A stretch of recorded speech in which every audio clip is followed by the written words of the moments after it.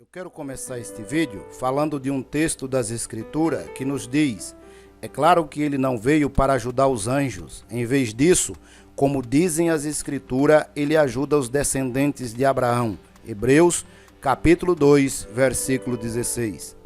Em uma outra tradução bíblica está escrito desta forma: pois, na verdade, não presta auxílio aos anjos, mas sim à descendência de Abraão. Hebreus, capítulo 2, versículo 16.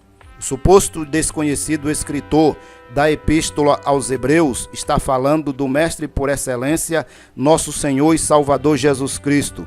Está nos dizendo o escritor aos Hebreus que Jesus não veio ao mundo para a redenção dos anjos. E os anjos referidos nesse texto bíblico, com certeza, são os anjos caídos. Então está nos dizendo o texto bíblico que Jesus não veio ao mundo para redimir, para salvar os anjos caídos. Ao invés disso, ele veio ao mundo para redimir os descendentes de Abraão, que são os judeus, e consequentemente toda a humanidade, como ele mesmo falou para a mulher samaritana nas proximidades de um poço, que a salvação vem dos judeus, fazendo alusão a ele próprio como sendo descendente dos judeus. Eu quero que você preste atenção neste detalhe: anjos caídos. Não é sobre eles que nós iremos narrar este vídeo, mas eles estão totalmente inseridos nesse processo. Preste atenção para que você entenda este assunto. Este vídeo será dividido em duas partes.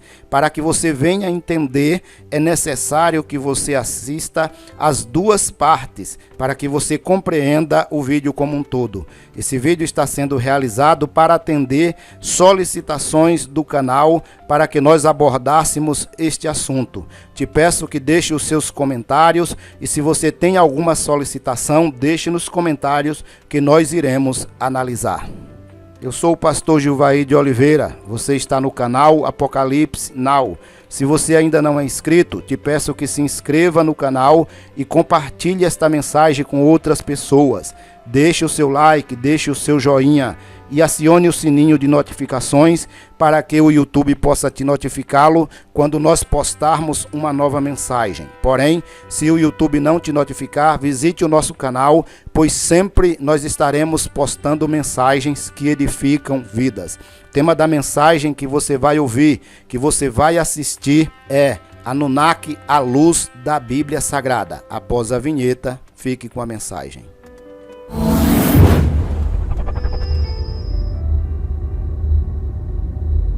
A epopeia de Gilgamesh. Por que nós estamos começando esse vídeo falando da epopeia de Gilgamesh?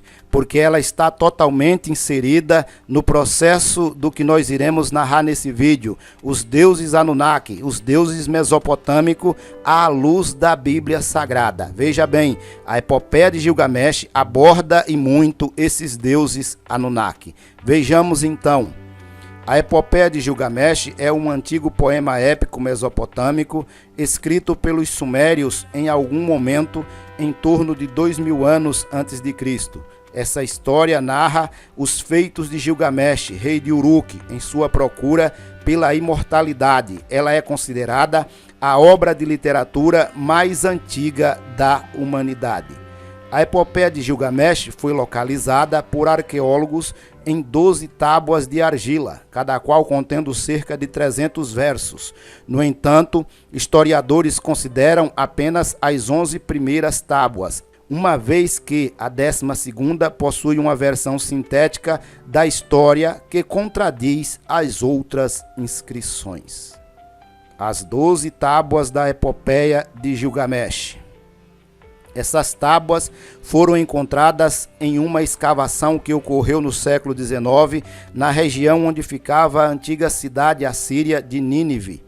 Essas escavações eram realizadas e conduzidas pelo arqueólogo britânico Alston Hare Layard, que, em 1849, localizou uma série de itens pertencentes à biblioteca de Nínive, dos quais as 12 tábuas da epopeia de Gilgamesh faziam parte. Como você está vendo o mapa da Mesopotâmia antiga ao lado da foto de Layard, a Suméria, suas cidades Lagash, Nippur, Uruk, Ur, entre outras. um pouco mais acima, nós temos a Assíria e Nínive, sua capital. E vale dizer que a Síria já foi extinta há muitos anos. Tradução da epopeia de Gilgamesh.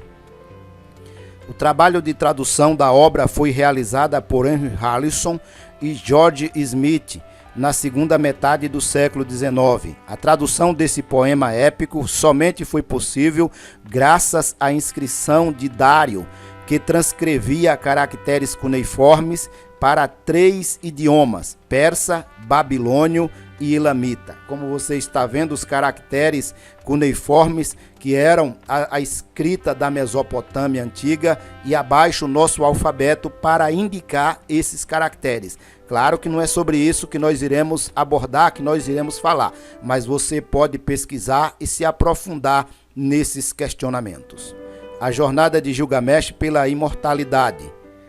Na história narrada pelo poema, Gilgamesh é apresentado como um rei despótico, arrogante e que oprimiu o povo da cidade de Uruk. Os deuses então criaram Enkidu do barro e enviaram-lhe ao encontro de Gilgamesh com a missão de torná-lo mais humilde. Na verdade, era com a missão de torná-lo mais humano, de deixar de ser arrogante e despótico e não oprimir mais o povo da cidade de Uruk. O que ocorre é que Gilgamesh e Enkidu se tornaram grandes amigos e Gilgamesh vai se empreender em uma viagem em busca da imortalidade. Nessa jornada pela imortalidade, Gilgamesh foi ao encontro de Utanapishtim, um herói conhecido por ter alcançado a imortalidade após sobreviver a um grande dilúvio. Durante esse grande dilúvio, Utanapishtim teria construído uma grande arca a mando dos deuses e abrigado sua família e um grande número de animais nela. Como você vê, Gilgamesh foi ao encontro de Utanapishtim para aprender como chegar à imortalidade. Os historiadores acreditam que a história suméria tenha servido de influência para a formulação da narrativa hebraica sobre o dilúvio. Esses especialistas sugerem ainda que, além desse, existam outros aspectos da cultura hebraica que também foram herdados da cultura suméria. Então vejam que os historiadores eles fazem uma ponte de ligação entre a cultura hebraica e a cultura suméria, dizendo que a cultura hebraica tenha herdado vários aspectos da cultura suméria. E vale dizer que a cultura suméria é muito mais antiga do que a cultura hebraica. Os Anunnakis e o livro do Gênesis. Quem vai trabalhar esse aspecto dos deuses Anunnakis como sendo os deuses criadores que aparecem no livro do Gênesis é Zecharia Sitchin, principalmente em seu livro O Gênesis Revisitado. Para Zecharia Sitchin, o relato da criação do homem, no capítulo 2, verso 7 do livro do Gênesis, segundo a versão moderna e a inglesa do rei James, o ato da criação é atribuído a um certo Elohim, um termo plural que deveria ser traduzido pelo menos por deuses e não por Deus. Então Zecharia Sitchin, ele vai dizer que o Deus criador de todas as coisas que aparecem no livro do Gênesis, ele se chamava ou ele se chama Elohim. E Elohim significa Deus no plural. E se é Deus no plural, deveria ter sido traduzido por deuses e não por Deus. Porque os tradutores da Bíblia não traduziram por deuses, para não dar a ideia de politeísmo, já que a Bíblia é monoteísta. Esta era a visão de Zecharia Sitchin. Mas vejamos o que diz as Escrituras. Um texto bíblico, no capítulo 1, verso 26 do Gênesis, está escrito assim: E disse Deus, façamos o homem à nossa imagem, conforme a nossa semelhança, e que ele tenha domínio sobre os peixes do mar, e sobre as aves do céu, e sobre o gado, e sobre toda a terra, e sobre toda coisa rastejante que rasteja sobre a terra. Veja a expressão, e disse Deus, façamos o homem. Esta expressão façamos é como se ele estivesse falando com mais alguém. Veja outro texto bíblico. E o Senhor Deus disse, eis que o homem se tornou como um de nós, para conhecer o bem e o mal, e agora para que ele não estenda a sua mão e tome também da árvore da vida e coma e viva para sempre. Gênesis 3:22. Esse texto bíblico está abordando a questão do pecado do casal primordial, Adão e Eva, quando foram expulsos do paraíso para que não colocasse as mãos na árvore da vida. Veja a expressão: e disse o Senhor Deus, o homem se tornou como um de nós. Se é como um de nós, significa que ele estava falando com mais alguém. Esta era a visão de Zacarias Sitchin. Os Anunnakis e o livro do Gênesis. Vamos voltar um pouco à epopeia de Gilgamesh. Por quê? Porque Gilgamesh, ele foi um grande amigo de Enkidu que veio para torná-lo mais humano. Nesse aspecto, vai entrar na história uma deusa chamada Star. Essa deusa chamada Star, ela queria ter um caso amoroso com Gilgamesh. No entanto, a mitologia vai dizer que Gilgamesh se recusa a ter esse caso amoroso com essa deusa chamada Star. Veja o que ela vai fazer. A deusa Star, com muita raiva pela recusa, decidiu matar o amigo de Gilgamesh, Enkidu, infligindo a ele uma doença que o deixou agonizando por 12 dias antes de morrer. Com a perda do amigo, Gilgamesh resolveu ir atrás de novas aventuras, o que levou a encontrar Utanapishtim, um homem mortal que revelou um triste mistério dos deuses.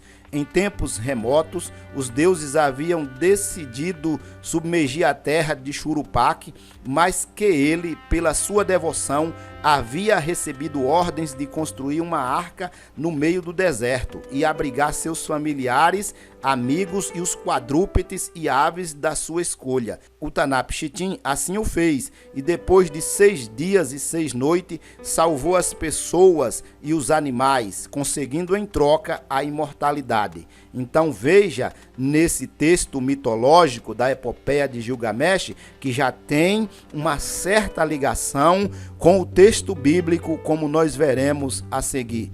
Os Anunnakis e o livro do Gênesis. Veja o texto bíblico. E o Senhor disse a Noé: vem tu e toda a tua casa para dentro da arca, pois a ti eu vi como justo diante de mim nesta geração. De todo animal limpo tomarás para ti de 7 em 7, o macho e a sua fêmea, e dos animais que não são limpos de 2 em 2, o macho e a sua fêmea. Das aves do céu também de 7 em 7, o macho e a sua fêmea, para manter viva a sua semente sobre a face de toda a terra. Pois em mais 7 dias eu farei chover sobre a terra 40 dias e 40 noites. E toda a substância viva que fiz, destruirei da face da terra. E Noé fez de acordo com tudo o que o Senhor lhe ordenou. Isso está escrito em Gênesis, capítulo 7, versículo de 1 a 5. Veja que tem uma certa ligação esse texto bíblico com a epopeia mitológica de Gilgamesh na questão sobre o dilúvio. O que aparece lá é um tal de Utanapishtim. O que aparece no texto bíblico é Noé. Vejamos. Há uma certa ligação entre o mito sumério do dilúvio exposto na epopeia de Gilgamesh e o texto bíblico do dilúvio que viveu o velho Noé. O que é que ocorre ou qual é o problema? O que ocorre é que a epopeia de Gilgamesh é muito mais antiga que o texto bíblico, o que leva muitos a dizerem que o texto bíblico foi tirado da epopeia de Gilgamesh. Não é isto que nós estamos afirmando aqui. Eu estou dizendo que é isto que muitos dizem por aí. Especialistas que analisam escrituras antigas. Semelhanças, Anunnaki e a Bíblia. Vejamos. E aconteceu quando os seres da terra aumentaram em número sobre a terra e as filhas eram geradas por eles, que os filhos de Elohim viram que as filhas de Adão eram compatíveis a eles e desposavam como entendesse. Gênesis capítulo 6, do versículo 1 ao 2. Veja que o texto bíblico está dizendo que os filhos de Elohim, no caso aí são os filhos de Deus, em uma outra tradução bíblica vai dizer os filhos de Deus, viram que as filhas dos homens, que no caso aqui está dizendo que são as filhas de Adão, eram formosas e que eram compatíveis, e eles escolheram essas mulheres para gerarem filhos com elas. Isso está escrito no livro do Gênesis, e isto foi um ato de rebelião. Só que isso também aparece na mitologia suméria. Na mitologia suméria vai aparecer o termo reptiliano ou Anunnaki. Significa o mesmo que Benai Elohim, citado em Gênesis, e Nefilins no livro de Enoque.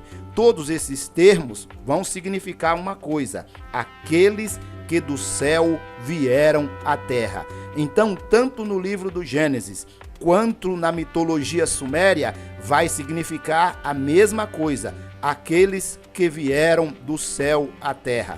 Vejamos o que diz os documentos antigos dos sumérios. Jovens Anunnaki desposavam fêmeas terráqueas. Assim, Marduk teve Nabu com Terráquea, formando a terceira dinastia de Anunnakis. Dessa forma, também nasceram Utu e Inanna, terceira geração de Anunnakis. Então veja que o que diz o texto bíblico sobre os filhos de Deus, os filhos de Elohim, também vai dizer nos documentos antigos da Suméria. Só que nos documentos antigos da Suméria vai abordar que eram Anunnakis. Semelhanças, Anunnaki e a Bíblia. Vejamos, os Anunnakis eram seres de grande estatura, com cerca de 2,5 metros. De acordo com a mitologia suméria, a tal raça alienígena obedecia às ordens de seu líder Anu, que era o Deus supremo dos Anunnakis. A Bíblia vai dizer o seguinte: havia gigantes na terra naqueles dias e também depois disso, quando os filhos de Deus entraram às filhas dos homens, e elas lhe geraram filhos. Estes se tornaram homens poderosos que eram na antiguidade, homens de renome. Isso está escrito em Gênesis capítulo 6 e versículo 4. Os gigantes que haviam na terra naqueles dias. Em algumas traduções bíblicas vai abordar como sendo Nefilins. Isto também aparece no livro de Enoque. O livro de Enoque diz o seguinte: 200 anjos, sentinelas do céu, desceram à terra para se casar com as mais belas mulheres. Dessa união entre anjos e mulheres nasce uma legião de gigantes que tinham muita fome e quase leva a humanidade à extinção. Então, eu quero que você perceba que há uma certa ligação entre o livro apócrifo, que foi considerado apócrifo de Enoque, o texto bíblico do Gênesis capítulo 6 e a mitologia suméria. Por quê? Porque está abordando a questão do gigantismo que ocorreu no passado da humanidade. Semelhanças, Anunnaki e a Bíblia. Vejamos, essa ocorrência foi preservada na Septuaginta.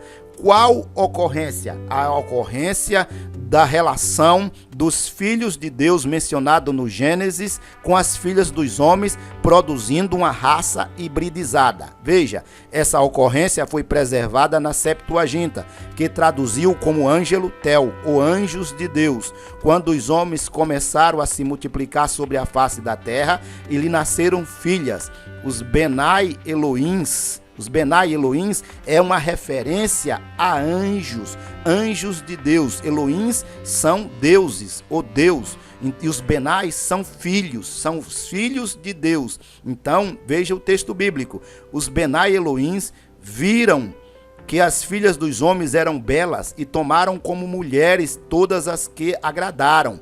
E então disse o Senhor: o meu espírito não permanecerá mais com o homem, pois este também é carne, e os seus dias serão 120 anos. Então, por causa desta rebelião, isto foi visto por Deus como ato de rebeldia, tanto no livro de Enoque como na Bíblia. E esses Benai Elohims, ou filhos de Deus, tiveram os seus anos reduzidos a 120 anos.